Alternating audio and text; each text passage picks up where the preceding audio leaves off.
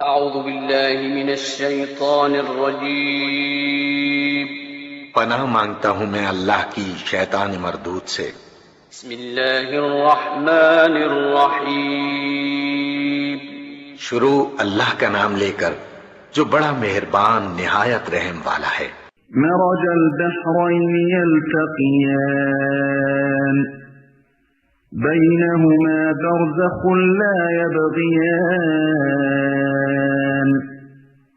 فبأي آلاء ربكما تكذبان دو سمندروں کو اس نے چھوڑ دیا کہ باہم مل جائیں، پھر بھی ان کے درمیان ایک پردہ حائل ہے جس سے وہ تجاوز نہیں کرتے۔ پس اے جن و انس، تم اپنے رب کی قدرت کے کن کن کرشموں کو جھٹلاؤ گے؟ بسم اللہ الرحمن الرحیم شروع اللہ کا نام لے کر جو بڑا مہربان نہایت رحم والا ہے۔ وهو الذي مرج البحرين هذا عذب فرات وهذا ملح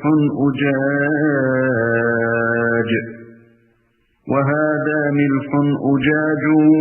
وجعل بينهما برزخا وحجرا محجورا، اور وہی ہے جس نے دو سمندروں کو ملا رکھا ہے،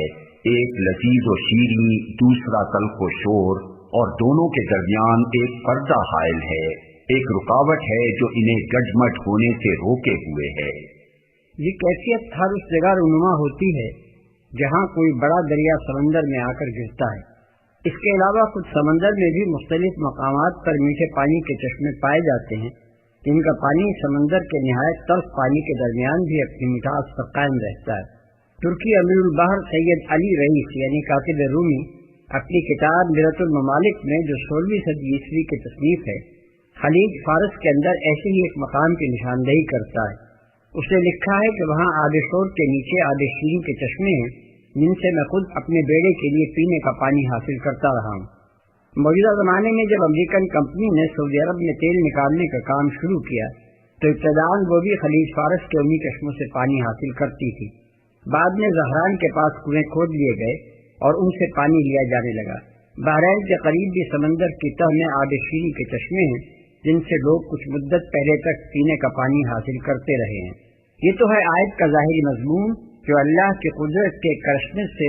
اس کے الہ واحد اور رب واحد ہونے پر استدلال کر رہا ہے، مگر اس کے بین السطور سے بھی ایک لطیف اشارہ ایک دوسرے مضمون کی طرف نکلتا ہے، اور وہ یہ ہے کہ انسانی معاشرے کا سمندر خواہ کتنا ہی تلخ و شور ہو جائے، اللہ جب چاہے اس کی تہ سے جماعت صالحہ کا چشمہ شیریں نکال سکتا ہے، اور سمندر کے آب تلخ کی موجیں خواہ کتنا ہی زور مار دیں وہ اس چشمے کو ہڑپ کر جانے میں کامیاب نہیں ہو سکتی۔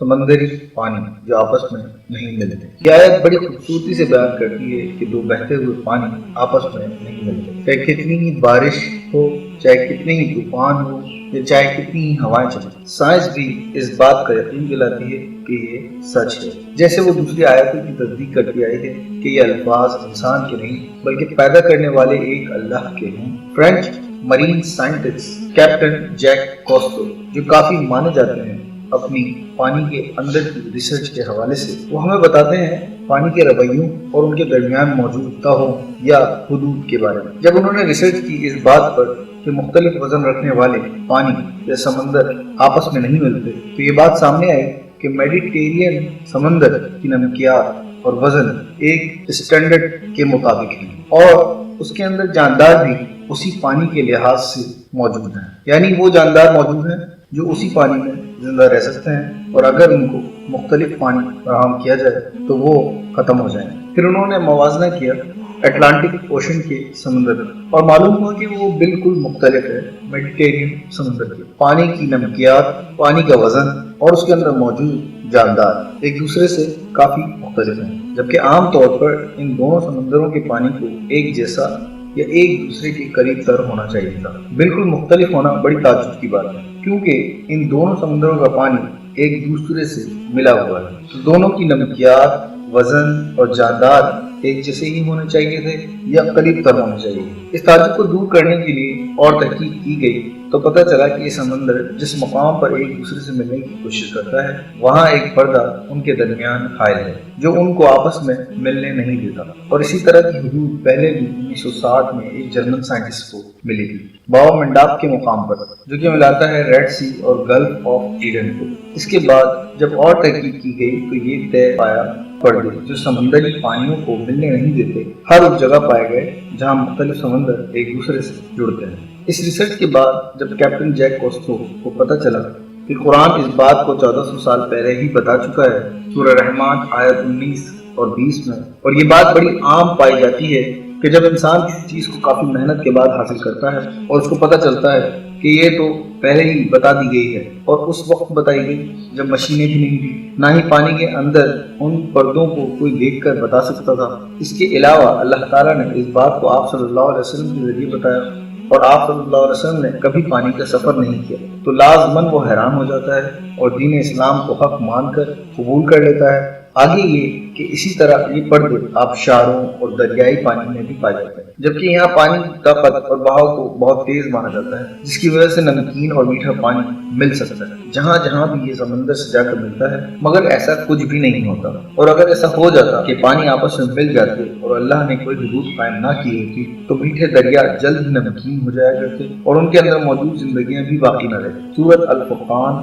آیت 53۔ بلا شبہ یہ تمام باتیں ثابت کرتی ہیں کہ اللہ تمام قدرت کا مالک ہے اور تمام علم اور قوت اسی کی ہے، اور قرآن اللہ ہی کی کتاب ہے جس میں اللہ اپنی نعمتوں کے بارے میں پوری دنیا کو آگاہ کرتا ہے۔ یہ تمام باتیں کوئی بھی شخص بذات خود پتہ نہیں کر سکتا جب تک کہ اس کے پاس جدید سائنسی آلات اور پوری ریسرچ ٹیم نہ ہو۔ برائے مہربانی شیئر ضرور کریں فیس بک، واٹس ایپ یا ٹویٹر پر، تاکہ ہم مسلمانوں کو دین اسلام میں پختہ کر سکیں اور غیر مسلموں کو جہنم کی آگ سے بچا سکیں۔ یہ تمام ریسرچ جو سائنس نے کی ہے، کیا اس نے مسلمانوں کا کام آسان نہیں کر دیا کہ وہ دوسروں کو یہ نشانیاں بتائیں اور جہنم میں جانے سے بچا لیں؟ کیونکہ اب ان کے پاس اور کوئی نشانی نہیں آئی۔ اپنی دعاؤں میں مجھے یاد رکھیں اور قرآن کا مطالعہ خود ضرور کریں۔ اگر آپ کو ویڈیو اچھی لگی تو لائک کر کے شیئر ضرور کریں، اور اگر کوئی سوال ہو تو کمنٹس ضرور کریں۔ تمام ویڈیوز کو بالکل مفت حاصل کرنے کے لیے نیچے دیے گئے لال بٹن کو ضرور دبا دیں تاکہ ہر نئی ویڈیو آپ کو مل سکے۔